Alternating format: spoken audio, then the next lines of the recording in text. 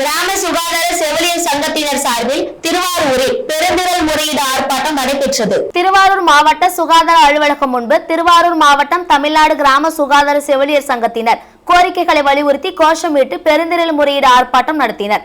இந்த ஆர்ப்பாட்டத்தின் போது கோரிக்கைகளாக துணை சுகாதார நிலையங்களில் தற்காலிக பணியாளர்களை தடுப்பூசி பணி மேற்கொள்ள செய்வதை துறை இயக்குநர் கைவிட வேண்டும். துணை சுகாதார நிலையத்தில் 40% காலியாக உள்ள காலி பணியிடத்தை பயிற்சி முடித்து 3 ஆண்டுகளாக பணி அமைத்தப்படாமல் உள்ள கிராம சுகாதார செவிலியர் மாணவிகளை கொண்டு நிரப்பிட வேண்டும் உள்ளிட்ட கோரிக்கைகளை வலியுறுத்தி பெருந்துறை முறையீடு ஆர்ப்பாட்டம் நடைபெற்றது. இந்த ஆர்ப்பாட்டத்தில் செவிலியர் சங்க திருவாரூர் மாவட்ட தலைவர் தேவி தலைமையில் மாநில செயலாளர் பரமேஸ்வரி, நிர்வாகிகள் கலையரசி, பாஸ்கரவள்ளி மற்றும் மருந்தாளுநர் சங்கம் பொதுச் செயலாளர் சண்முகம், அரசு ஊழியர் சங்க நிர்வாகிகள் செங்குட்டுவன், மகாலிங்கம், தம்பித்துறை, சுப்பிரமணியன் உட்பட பலர் கலந்து கொண்டனர்.